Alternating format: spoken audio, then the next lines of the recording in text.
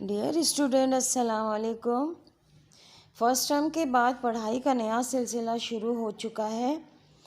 آپ کو first term میں اسلامیات میں جو سوال جواب دیے گئے تھے اس کو میں نے آپ کو ڈیٹیل سے بتایا تھا۔ 1 سے 8 تک یا 9 تک یا 10 تک سوال تھے، اور اس کا لاسٹ سوال تھا کہ شر الدواب سے کیا مراد ہے۔ یہاں تک میں نے آپ کو سمجھا دیا تھا۔ اس کے آگے جو سوال جواب کا سلسلہ شروع ہو رہا ہے میں آپ کو بتا رہی ہوں، آپ غور سے سنیے، اور یقیناً یہ کام آپ کے پاس ہوگا۔ اگر آپ سب نے کام کر لیا ہے تو یہ دیکھیں میں سوال جواب سمجھا رہی ہوں۔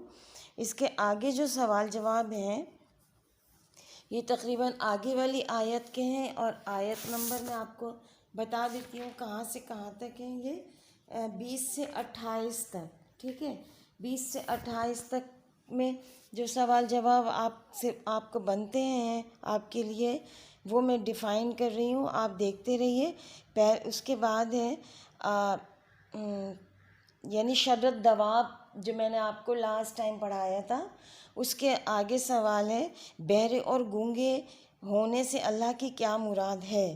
اس سے مراد وہ لوگ ہیں جو بصیرت سے محروم ہوتے ہیں، جو سنتے تو ہیں مگر اپنی عقل کو استعمال نہیں کرتے، صرف اپنی خواہش نفس کے غلام بنے ہوئے ہوتے ہیں، ٹھیک ہے۔ یہ اس کے میں پہلے بھی آپ کو بتا چکی ہوں اور پھر بتا رہی ہوں کہ بہرے گونگے وہ لوگ ہوتے ہیں جو اللہ کی بات سنتے تو ہیں مگر اس کو اگنور کرتے ہیں، اس کو جان بوجھ کر نظر انداز کرتے ہیں اور اپنی خواہشات کو اولین ترجیح دیتے ہیں۔ دوسرا سوال ہے اس کے بعد اللہ نے جان و مال کو کیوں آزمائش قرار دیا ہے۔ اس کا جواب کیا ہے؟ انسان اپنی خواہشات نفس پر میں پڑھ کر بڑے سے بڑا گناہ کر لیتا ہے، یعنی خواہشات جو ہے نا انسان کو مار دیتی ہیں۔ بیسک تھیم یہ ہے کہ جتنی بڑی خواہش ہوگی اتنا ہی دل مچلے گا انسان کا کہ اس چیز کے لیے تو ہمارے پاس پیسے نہیں ہیں۔ اب وہ اس خواہش کو حاصل کرنے کے لیے ہر طرح کے جائز اور ناجائز ذرائع استعمال کرتا ہے۔ یہ تو آپ سب آس پاس کے ماحول میں بھی دیکھتے ہیں، ہم ڈراموں میں اور اپنے ارد گرد اپنے اڑوس پڑوس میں کچھ اسی طرح کا سلسلہ شروع ہو گیا ہے کہ لوگوں نے دولت کو زیادہ اہمیت دینی شروع کر دی ہے، اور دولت کس طرح کمائی جائے وہ نہیں دیکھتے کہ جائز اور حلال طریقہ اسلام کے نقطہ نظر سے کیا ہے، وہ کچھ بھی نہیں دیکھتے۔ تو اس لیے اولاد اور مال اور جان یہ سب اللہ کی دی ہوئی آزمائشیں ہیں کہ آپ اس کو کس طرح سے صحیح طور سے استعمال کرتے ہیں۔ مگر انسان جو ہے نا وہ اپنی نفسانی خواہشات کے پر قابو نہیں پاتا، اور پھر اس کے انڈر میں ہو جاتا ہے، اور پھر ہر بڑے سے بڑا گناہ کر لیتا ہے۔ اسی طرح اگر اس کے پاس مال و دولت کی کثرت ہو تو فضول خرچ بھی کرتا ہے، اور وہ اپنے اوپر خوب خرچ کرنا چاہتا ہے کہ مگر کسی ضرورت مند کو نہیں دیتا۔ اس لیے جان اور مال کو اللہ کی آزمائش قرار دیا گیا ہے، ٹھیک ہے۔ نیکسٹ سوال پہ آ رہی ہے اللہ نے کس خیانت کو نہ کرنے کا حکم دیا ہے۔ اللہ نے ارشاد فرمایا تم خیانت نہ کرو اللہ سے، اس کے رسول سے، اور نہ اس کی امانتوں میں جو تمہارے پاس ہے۔ صحیح ہے۔ یہ سورہ انفال میں یہ بھی بتا دیا گیا ہے کہ کس کس چیزوں سے خیانت نہیں کرنی چاہیے۔ اللہ سے خیانت یہ ہوتی ہے کہ اللہ تعالیٰ نے جو حکم صادر فرمائے ہیں، جو بتایا گیا ہے اور جو اپنے رسول کے ذریعے بتایا ہے، پیغام پہنچایا ہے، اس میں خیانت نہ کرو، اس کو ایز اٹ از اپنے دل میں اتار لو اور اس کو بس لفظ بہ لفظ اللہ کا حکم دیا وہ یاد کرو، اور نہ ان کی امانتوں میں جو تمہارے پاس ہیں اس میں خیانت کرو، ٹھیک ہے۔ اس کے بعد نیکسٹ سوال ہے اللہ نے مال اور اولاد کو بھی فتنہ کیوں قرار دیا ہے۔ فتنہ کہتے ہیں جو فساد کی جڑ ہو، جو جھگڑے کی وجہ بنے، جو اللہ نے مال کو اور اولاد یعنی دولت اور اولاد کو کیوں فتنہ قرار دیا ہے۔ جواب میں پڑھ رہی ہوں، دیکھیے دراصل مال اور اولاد دونوں چیزیں انسان کو دنیا میں الجھا کر اللہ سے غافل کرنے کا ذریعہ ہیں۔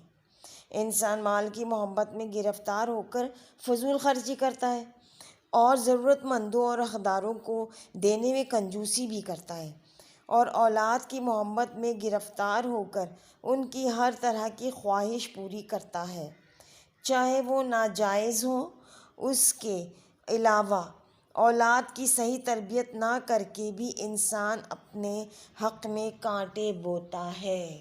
صحیح ہے، یہ تو ہمیں نظر آتا ہے آج کل کے ماحول میں کہ اگر بچے کی تربیت اچھی نہیں ہوئی ہو تو وہ بھٹک جاتا ہے، لیکن اس میں سارا قصور ماں باپ کا نہیں ہوتا بچوں، اس بچے پہ بھی ہوتا ہے کہ وہ کس طرح سے اللہ تعالیٰ نے، اب آپ تعلیم حاصل کر رہے ہیں، آپ کو عقل شعور بھی تو آتا جا رہا ہے، آپ کو شعور بھی آ رہا ہے، آپ کو علم حاصل کرنے کے، کہ ہم کیوں کہتے ہیں کہ کیا صرف نوکری کرنے کے لیے یا پیسے کمانے کے لیے تعلیم حاصل کیوں کی جاتی ہے؟ اس لیے نہیں کہ آپ صرف تعلیم حاصل کر کے اس کو ایک طرف رکھ دیں اور پھر پیسے کمانے میں لگ جائیں، نہیں، اس کا مطلب یہ ہے کہ آپ کو عقل آئے، شعور آئے، لوگوں کی عزت کرنا آئے، اور سب سے بڑھ کر یہ کہ ماں باپ کی عزت کرنا آئے۔ آپ کو اس طرح سے نرم دل ہونا چاہیے جس طرح ماں باپ اپنے بچوں سے نرم دل ہوتے ہیں، جس طرح وہ شفقت اور محبت سے پیش آتے ہیں، آپ کی بڑی بڑی غلطیوں کو چھپا لیتے ہیں، بالکل اسی طرح آپ ان کو بھی تو وہ صلہ دیں، چلے نہ دیں لیکن ان کو عزت تو دیں، ان کے رسپیکٹ کریں، ان کے ساتھ بیٹھیں، مسکرا کے بات کریں، ان کو جھڑکے نہیں۔ صحیح ہے، تو یعنی کہ اللہ تعالی، ماں باپ جو ہے اولاد کی ہر خوشی کے لیے اپنی سب کچھ قربان کر دیتے ہیں، اس کی بھلائی کے لیے سوچتے ہیں، مگر اولاد کو بھی چاہیے کہ ماں باپ کے لیے بھی سوچیں۔ تو اللہ تعالیٰ نے مال اور اولاد کو اس لیے فتنہ قرار دیا ہے کہ وہ انسان اپنے حق میں جیسے کانٹے بوتا ہے کہ اس کی صحیح تربیت نہ کرے، صحیح ہے نا، لیکن پھر بھی ماں باپ بہت کوشش کرتے ہیں کہ اپنے اولاد کو اچھی تربیت دیں۔ آگے دیکھیں کون سا فتنہ جو صرف گناہ گاروں تک محدود نہیں رہتا، یہ اجتماعی برائیاں ہیں جو وبا کی طرح پھیل جاتی ہیں، اور ان برائیوں کا شکار اور لوگ بھی ہو جاتے ہیں جو برائی نہیں کرنا چاہتے، اور اگر نیک لوگ ان اجتماعی برائیوں کو نہیں روکیں گے تو اللہ کے عذاب میں وہ بھی گرفتار ہو جائیں گے۔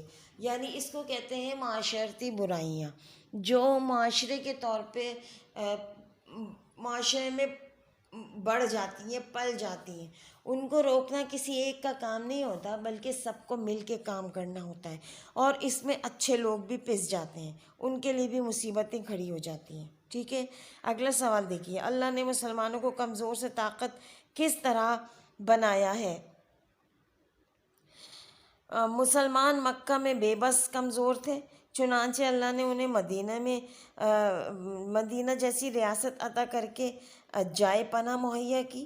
اس طرح ان کی بے زوری زور آوری میں کمزوری مضبوطی میں تبدیل ہو گئی، اور انہیں بہترین رزق عطا فرمایا۔ یعنی مسلمان کو کمزور طاقتور کس طرح بنایا ہے اللہ تعالیٰ نے، کہ جب وہ مکہ میں رہ کے کمزور تھے تو انہیں جب ہجرت کرنے کو کہا گیا، جب مسلمانوں نے مدینہ ہجرت کی تو وہاں جا کے الگ ریاست قائم کی اور مضبوط ہو گئے۔ ٹھیک ہے، آگے دیکھیے، انسان کے لیے کون سی چیزیں آزمائش ہیں؟ یہ تو پہلے سوال، اوپر کے سوالوں میں بھی، اس سے پہلے جو میں نے ابھی آپ کو سوال جواب ڈیفائن کیے اس میں بھی آپ کو بتا دیا گیا ہے کہ اللہ نے انسان کے لیے مال اور اولاد کو آزمائش قرار دیا ہے۔ ٹھیک ہے،